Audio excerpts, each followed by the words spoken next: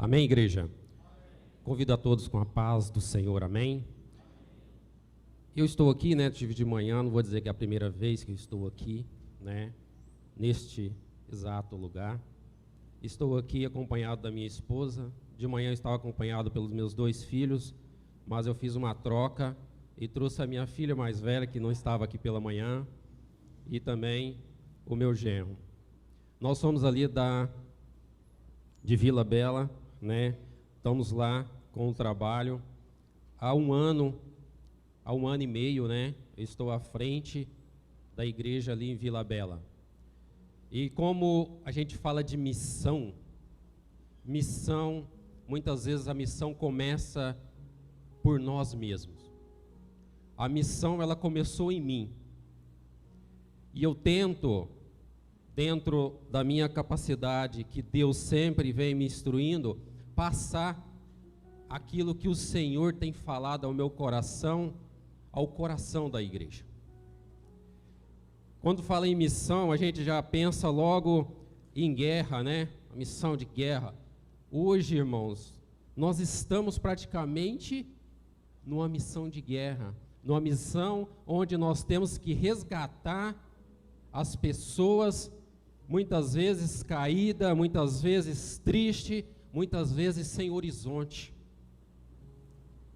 E essa missão, quando eu digo que ela começou por mim, eu não nasci num lar evangélico. Muitas vezes a gente escuta algo falando do meio evangélico, e muitas vezes isso fica no nosso subconsciente. E por causa desse subconsciente, há uma trava que trava muitas pessoas que tenta buscar, mas aquela trava o impede de avançar. E por muito tempo, eu fiquei com essa trava. Na minha casa, eu fui o último a aceitar Jesus.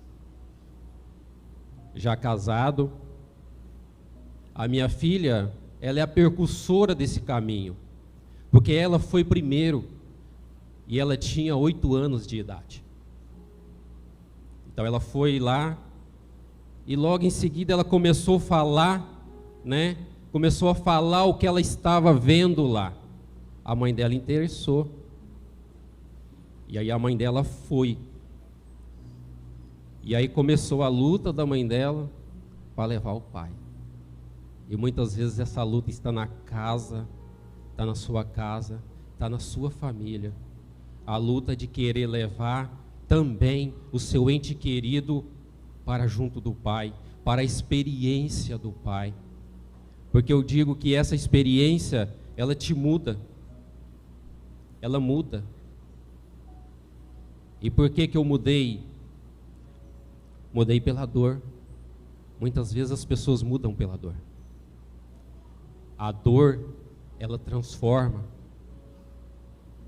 A dor transforma de uma forma que alguns seguem um rumo e outros seguem outro rumo. Porque, como todos sabem, existem 2 caminhos. Eu escolhi o caminho do Senhor e recomendo o caminho do Senhor, porque o caminho do Senhor é bom. E isso eu vou mostrar para vocês que Deus da criação,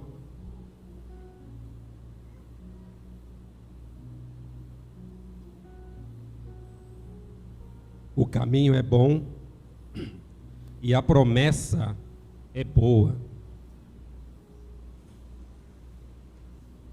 Hoje a gente está trabalhando na Vila Bela e a gente, quando observa, nesses tempos, as pessoas estão cada vez mais necessitadas de amparo, necessitadas de muitas vezes algo a mais na vida dela. E esse algo a mais eu sempre falo, esse algo a mais que está no seu coração, que está ali vazio, esse algo a mais só pode ser preenchido com a presença de Jesus. É Ele que está faltando muitas vezes na vida dessas pessoas. E eu digo isso porque eu já fui uma pessoa que chegou no estágio de depressão. Vocês sabem o que é uma depressão.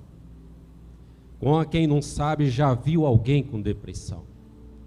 Depressão é um estágio onde a pessoa, ela esquece de viver, ela não sente vontade de viver.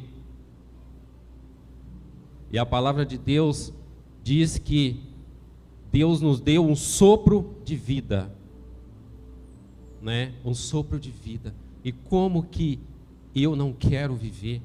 Eu não quero sentir, eu não quero ter afeto, eu não quero ter ninguém perto de mim, eu quero me isolar. E foi nesse momento onde eu procurei ler a palavra de Deus. E através da palavra de Deus eu fui resgatando, fui vendo que existe uma saída. Porque a depressão é muitas vezes quando você não tem uma saída. Você acha que não tem uma saída. E ela começa a crescer e ficar mais forte. E no dia que eu li Isaías 41, versículo 10. Aquele versículo, ele entrou no meu coração, e ali eu percebi que tinha alguém cuidando de mim. E quando eu digo, irmãos, alguém cuidando de mim, eu sempre ouvia: Jesus tem um propósito para a sua vida. Acho que todos aqui escutaram isso. E também eu tenho certeza que todos já falou isso para alguém. Só que muitas vezes a gente não acredita nesse propósito. E aí quando você começa a olhar a sua vida, você vê que a sua vida tem propósito, que alguém cuida de você, que alguém está conduzindo você. Isso é tremendo. Quando eu comecei a descobrir isso, eu chegava a arrepiar. Existe uma fala que a gente fala que Deus move céus e terra para atender um pedido seu.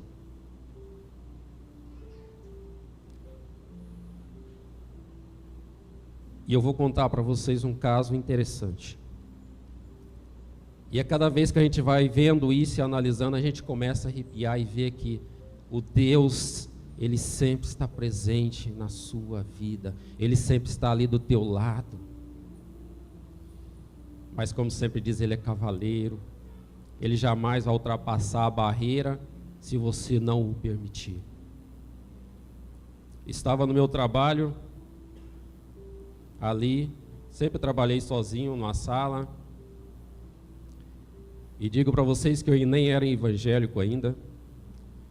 Eu tinha uma vaga noção de que Deus estava ali, né, costurando a minha vida ali naquele lugar. O lugar onde você tem que estar trabalhando com a sua mente todo o tempo. A todo momento você tem que decidir algo. Quem trabalha em um lugar onde mexe com produção, que tem que ser exato aquilo ali, sabe o que é uma pressão. A matéria é pouca e aí vem a questão financeira e vem aquele monte de avalanche. E eu precisava decidir algo. Eu precisava pedir algo para o meu patrão. E eu fui no computador e digitei o e-mail. Aí eu pensei, será que ele vai me atender? Aí eu falei assim, bem, se for para ele me atender, Deus vai me dar um sinal. Não passou 5 minutos, irmãos. O tempo, quando eu olhei para a janela, o tempo tinha fechado. Fechou o tempo. Eu olhei, o tempo fechado. Na fazenda, se cai muito relâmpagos, fechou o tempo, você tem que desligar todos os equipamentos, tirar da tomada, senão queima. Aí eu falei, nossa, vai chover, e fechou rápido. Aí eu vou desligar o computador. Na hora que eu desliguei o computador, o que estava na tela? O e-mail. Aí eu parei, Falei, vou mandar. Mandei o e-mail. Passado mais uns 5, 10 minutos que eu olho na janela, o sol já estava radiante. Resultado, o e-mail foi positivo. Isso é só um detalhezinho do que Deus pode fazer pela sua vida. Muitas vezes a gente pede por um ente querido, a gente pede por um amigo, e muitas vezes a gente fica pedindo pela salvação de alguém, assim como fez minha esposa. E hoje eu estou aqui. Quando eu levava ela na igreja e voltava para casa. E depois buscava ela no culto. Novamente no final. O dia que eu entrei na igreja para assistir o culto, a vizinha, ela chegou a chorar de emoção. E a partir desse dia que eu entrei na igreja, aí eu comecei a participar da igreja. Aí eu jamais não fazia o que eu fazia antes. E por quê? Porque algo já começou a mexer em mim. Eu já fui livrado de muitas coisas. Se eu for contar aqui, nós vamos ficar aqui a noite inteira contando. Por quê?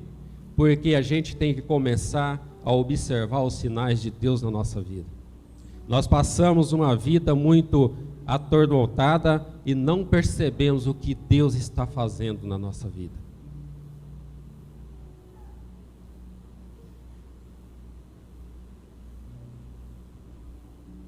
E no segmento de Deus fazendo algo pela nossa vida, peço aos irmãos que abram sua Bíblia em Gênesis. Eu estava pensando, refletindo, quando estava vindo para cá, a partir do momento que a Cibele me convidou para vir até aqui trazer a palavra, e eu perguntei ao Senhor o que eu poderia estar trazendo para a igreja, o que eu poderia estar trazendo aqui para os irmãos. E Ele simplesmente me disse para começar do início.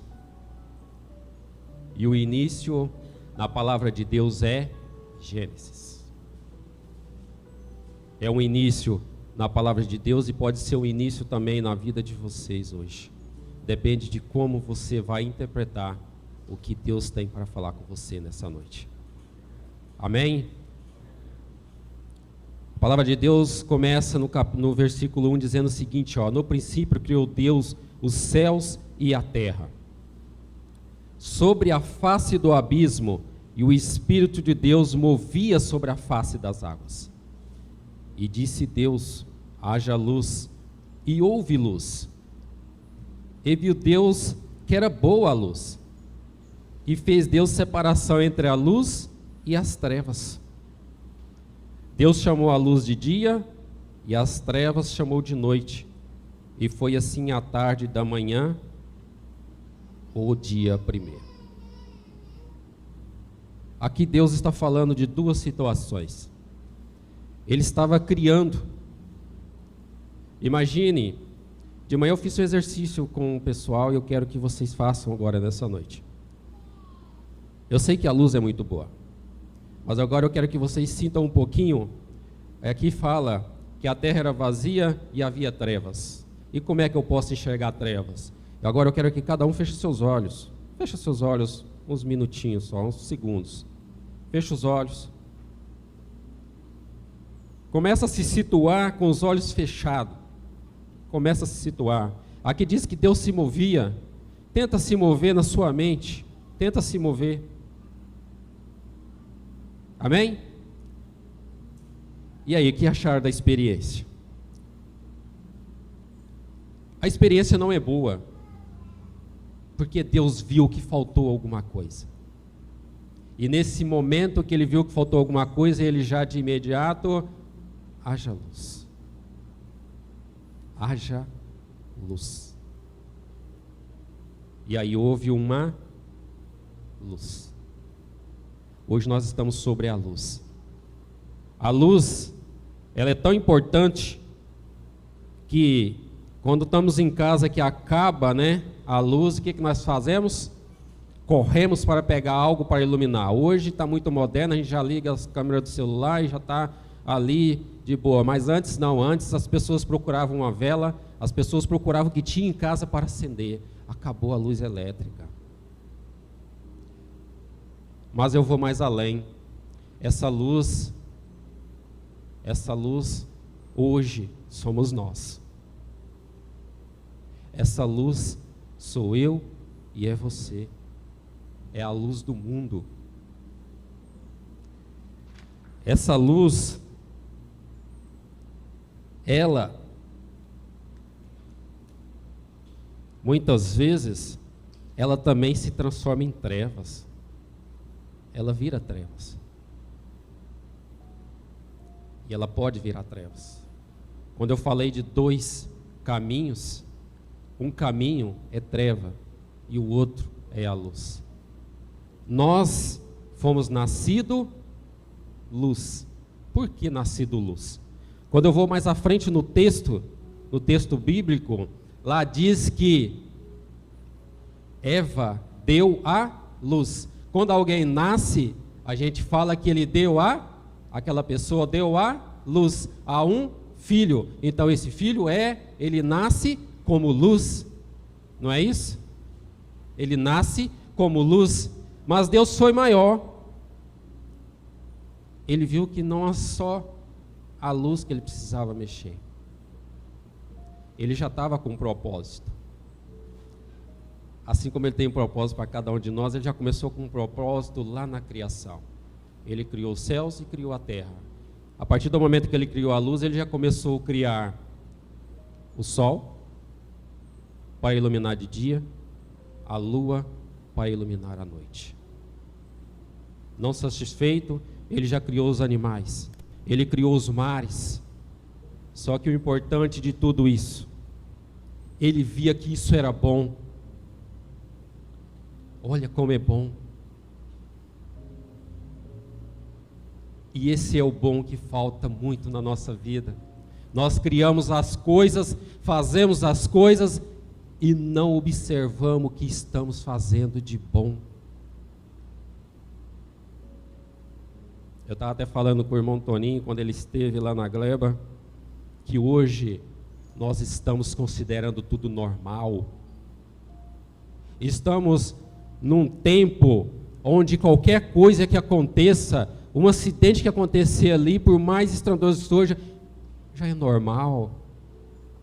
Aqui na cidade aumentou os carros, né? Há um tráfego maior de carros, então a incidência de haver um acidente é normal. Irmãos, nada é normal, temos que ficar atentos. A palavra de Deus, ela está aqui para nos guiar. E muitas vezes nós estamos entrando na onda da normalidade.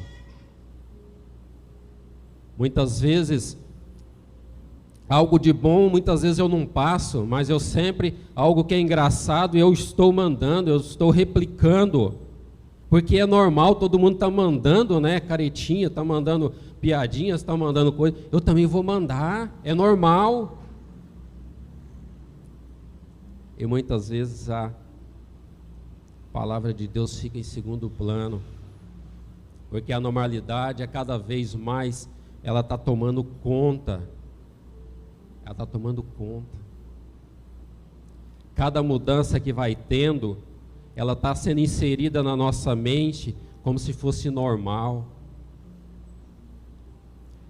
E aí que vem o grande desafio de nós que levamos a palavra, os obreiros que estão ali lutando no dia a dia com as pessoas, porque essas pessoas estão com a cabeça tão fechada no normal, que quando você chega para falar de Deus para ela, entra no ouvido e sai no outro, porque essa cabeça dessa pessoa já está normal, e o coração dela já está contaminado, a luz já não se habita mais naquele coração. E por quê? O interessante, mais um ponto interessante na criação, é quando Deus, Ele cria cada coisa, além dele achar que é bom. Olha só, Deus, Ele faz uma coisa que, olha como é bom. E muitas vezes nós fazemos uma ação tremenda, nós resgatamos alguém, mas nós não achamos que está bom. E cada gesto que a gente faz, cada coisa que a gente conquista, nós temos que considerar bom. Porque só assim as coisas começam a pegar uma sequência de abertura na nossa vida. E por que eu digo isso? Eu não era evangélico, não tinha o conhecimento pleno da palavra de Deus. Mas todo dia, quando eu sentava na cama para deitar, obrigado, meu Deus, pelo meu dia. Dormia. No outro dia de manhã, sentado na cama, obrigado, Senhor, pela noite que o Senhor me concedeu. E com o passar do tempo, eu comecei a enxergar que no meu trabalho, por mais que estava difícil, eu falava, vamos mexer ali, dava certo, vamos colocar lá, e dava certo, vamos fazer lá, e dava certo, isso não vai dar certo por causa disso, e dava certo. Por quê? Porque tudo que Deus estava fazendo na minha vida era bom, e eu estava agradecendo o bom que Ele estava fazendo na minha vida. E muitas vezes nós não fazemos isso. E eu digo por quê? Está aqui na palavra de Deus. Porque cada coisa que Ele criou, Ele fez um firmamento. O que é um firmamento? É deixar firme. Vou dar um exemplo. O sol. O sol, Ele fez um firmamento do sol. O sol, ele se move. Mas você já viu o sol se mover de maneira diferente? Não. Ele já tem seu caminho traçado. Ele já tem o que está determinado para ele fazer. A lua, por mais que tenha lá todas as suas fases, é as fases da lua, já está firmado e determinado o que ela tem que fazer. E o que eu quero dizer com isso para a igreja e para todos que estão ouvindo? Deus tem um firmamento na nossa vida, Ele tem uma determinação para a nossa vida, e só basta a gente pegar e resgatar e puxar para nós. E o que eu acho mais interessante quando eu começo a ler Gênesis, engraçado que, olha só como Deus é tremendo. A partir do momento que aí você fica perturbado, porque vem mais uma camada de responsabilidade. Vou pregar lá em Pontes Lacerda. Nossa, nunca preguei em Pontes Lacerda. Lá a igreja tem muito mais pessoas. O desafio é maior. Mas quando o desafio é maior, isso quer dizer que você cresce mais. E muitas vezes nós escondemos dos nossos desafios. Quando o desafio é maior, é uma oportunidade para você crescer mais. Eu sou uma pessoa que sempre escondeu. Cedo eu não falei, mas Deus de escola. Na escola eu sentava lá na cadeirinha do fundo, porque geralmente chama os da frente, né, para ler texto, para ir no quadro, fazer alguma coisa, e eu tinha uma vergonha danada, então eu já ia lá para o fundão. Já sentava lá e ficava quietinho. Eu sempre fui bem baixinho, raquitinho, aqueles caras mais marombão na frente, então eu ficava escondido lá no fundo. E foi assim também na palavra de Deus, eu também escondi um pouco. Todos nós escondemos. E aí eu estava pensando uma coisa. Eu escondia dos filhos de Deus, que são vocês. Você imagina se fosse Deus, o que você iria fazer? Adão e Eva escondeu. Eles esconderam. Exercício prático, se entra ali na porta e fala, eu sou Deus, qual que é a sua reação? O que você vai pensar? O que vai vir já de imediato na sua mente? A gente nunca para pensar nessas possibilidades.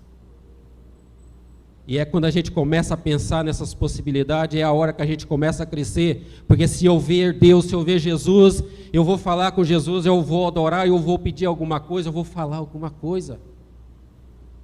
E muitas vezes quando a gente é pego de surpresa, a gente não consegue falar nada, a gente não sai nada.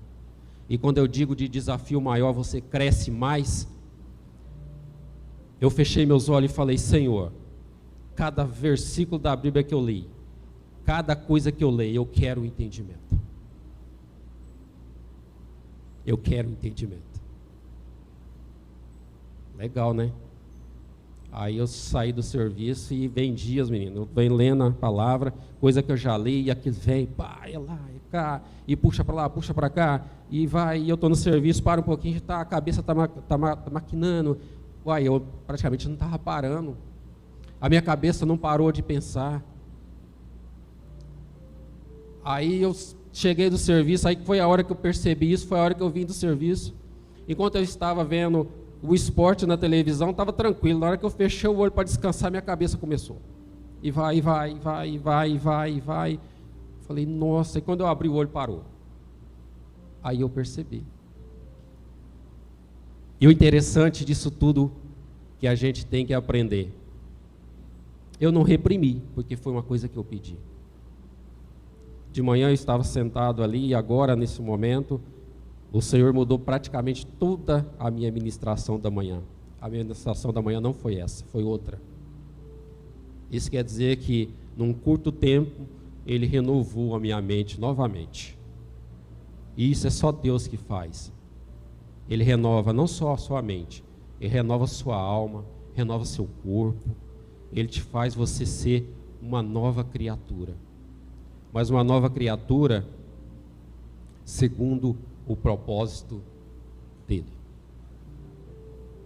Porque uma das coisas que nós sempre queremos estar buscando é aquilo que é bom para nós. Só para mim. Só para mim. Eu quero isso para mim. Isso aqui é meu. Esqueço que é Deus que determina o que é meu, o que eu posso ter, aonde eu vou e aonde eu vou chegar. Isso aconteceu, olha só, quando eu começo a falar, dos tempos para cá, eu estou começando a falar demais, mas vou terminar de concluir. Isso aconteceu lá em Gênesis, onde Deus, Ele criou os céus, criou a terra, e eu posso afirmar para a igreja que Deus nos considera a luz do mundo. Por quê que Ele nos considera a luz do mundo? Porque Ele traçou um projeto. Ele traçou um projeto tão... hoje, se fosse fazer, como eu disse de manhã, não tem nem como a gente explicar um projeto tão minucioso e tão detalhista como Ele planejou para o homem. Ele planejou tudo. E Ele continua planejando tudo. A continuidade dEle continua. Continua em nós. O interessante é que cada coisa que Ele criou, Ele separou. Cada coisa que Ele criou, Ele foi fazendo uma separação. Eu vi o pessoal falando aqui de colheita. É tempo de colheita. E Deus, Ele fez colheita. Ele fez várias coisas ali antes de criar o homem. Ele criou o sol, Ele criou a lua, Ele criou vegetação, Ele criou aves frutíferas, criou tudo que é o nosso bem-estar, que hoje nós estamos aqui usufruindo. Ele criou os animais. Mais à frente Ele diz que os animais também é o nosso mantimento, assim como os frutos, as árvores, era para o nosso mantimento. Ele exerceu a função que hoje nós exercemos em casa, que é de pai presente. Por quê? Porque Ele estava ali presente com Adão e Eva, ali guiando eles nos seus passos. Mas mesmo assim, uma coisa que eu vou dizer, quando a coisa está muito boa, sempre tem alguém para dizer algo diferente na sua vida. Sempre tem alguém ali para plantar algo assim, ó, para você começar a mudar o rumo da sua história. E muitas vezes por confiança, inocência, a gente sucumbe. A gente vira, a gente deixa de ser cuidado e começa a correr atrás dos nossos cuidados, que foi uma inversão de papel. Ali Deus estava ali, todos os dias ali, marcando presença, conversando com seus filhos, mas não estava bom. A serpente astuta, hoje no mundo tem muitas serpentes, serpentes de várias espécies, de vários tipos, serpentes que têm várias artimanhas, e uma das artimanhas, muitas vezes você vão detectar rapidão, é aquela que chega para você e diz assim: olha, você viu ali? Você viu como está sendo feito ali? Olha, é verdade aquilo lá? Essa é a pior artimanha que tem. É aquela artimanha do leve e traz, é aquela artimanha que começa a colocar algo na sua cabeça que não existe. E essa artimanha é a chamada mentira. E mentira, vocês sabem quem é o pai da mentira. E ela foi lá em Eva. Algumas versões da Bíblia diz o seguinte: é verdade que você não pode comer daquele fruto? Olha só. E aí você já começa a entrar na história. Ah, sim, é verdade. Nós somos proibidos de comer daquele fruto. Ah, mas por que você foi proibido de comer daquele fruto? Ah, por causa disso. Não, não é bem assim não. É porque ele não quer que você saiba disso. E aí começa uma história, começa-se um enredo. Aí é onde você começa a mudar a sua história. E ali mudou a história de Adão e Eva. De duas pessoas que eram cuidadas por Deus, pelo seu Criador, que cuidava, levava, estava ali presente na vida dela. Ela começou a correr atrás do que ela perdeu. E essa história acabou em nós hoje, que temos que correr atrás do que foi perdido lá atrás. Só que Deus, Ele é misericordioso. Ele é muito misericordioso. Além dele cuidar daqueles dois, e aqueles dois ter o traído, mesmo assim Ele traçou um plano para que nós pudéssemos também usufruir daquele jardim do Éden, que eu imagino que deveria ser uma coisa muito deliciosa, né?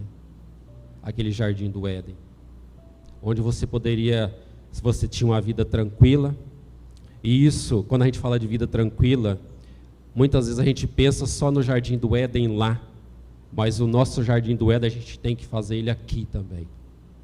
E muitas vezes a gente está tranquilo, e a gente começa a procurar as coisas, e é aonde acontece igual Adão e Eva. Aquele nosso jardim começa a cair as árvores, o gramado começa a secar, e aí é a hora que a gente começa a murmurar. Muitas vezes, é até difícil dizer isso, muitas vezes as pessoas, elas se afastam daqueles que realmente podem ajudar, ela se afasta do ambiente onde pode fazer a diferença na vida dela, onde pode mudar a vida dela. E esse ambiente hoje não tem outro lugar, irmãos, é a igreja, é o procurar o convívio com a igreja de Cristo, porque ela é que vai te dar o alicerce para que você permaneça firme, porque esse foi o caminho que Deus deixou depois que Adão e Eva caiu. No Salmo 119, no versículo 105, diz o seguinte, lâmpada para os meus pés é a tua palavra e a luz para o meu caminho. Mais uma vez nós estamos falando de luz, né? Mais uma vez nós estamos falando de luz. Só que essa luz é uma luz que ela já não está mais aqui comigo. Eu tenho que começar a buscar essa luz. E essa luz eu tenho que buscar ela todos os dias, a todo tempo e a todos os minutos. porque essa luz já não é mais um privilégio. Eu tenho que conquistar essa luz.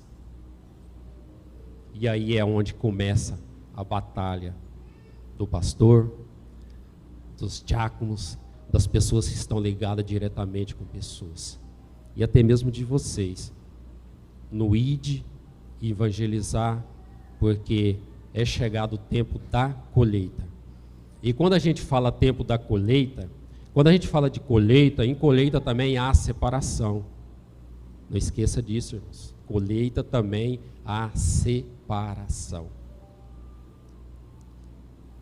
E Deus do início, começou, Ele criava e Ele separava. E hoje, o caminho que você vai conduzir na sua vida, é você que escolhe. Porque a partir do momento que Adão e Eva comeu do fruto proibido, eu vou dizer assim que ele passou a ser de maior, né? Passou a ser de maior, ou seja, agora você está por sua conta. E essa conta também é minha, é sua e é de quem está nos vendo em casa.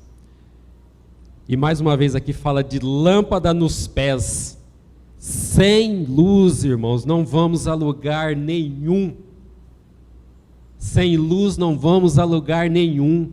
Se apagar essa luz aqui, nós começamos a tupicar nessas cadeiras. Se não tiver nenhuma luz, começa a tupicar na cadeira até que a gente acha a saída.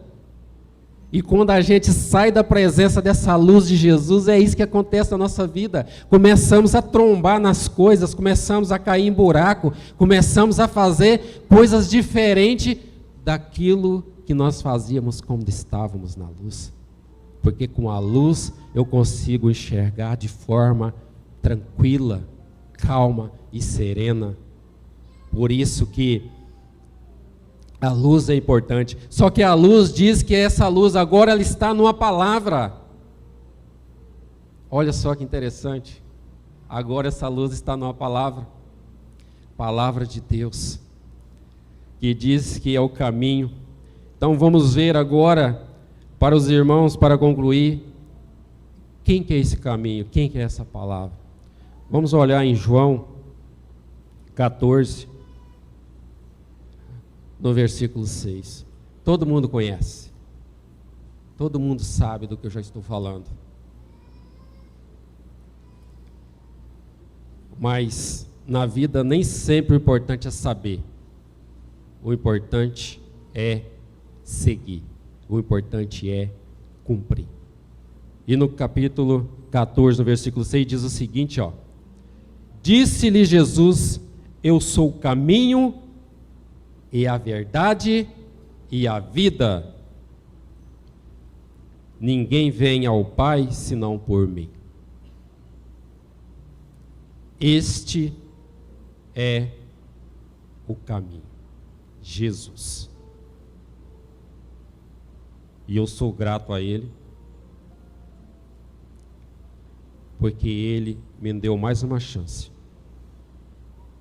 Ele deu uma chance não só para mim, Ele deu uma chance para cada um que está sentado aqui. E também a todos que estiver aí assistindo essa pregação. Ele morreu na cruz para nos dar uma chance.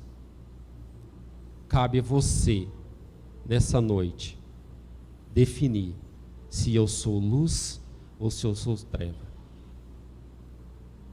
Por isso, examine seu coração. Coloque-se de pé. A palavra já foi revelada. E o caminho é Jesus. A colheita é dele. E nessa colheita dele, ele também vai fazer a separação. Porque o nosso coração, ele tem que estar na luz.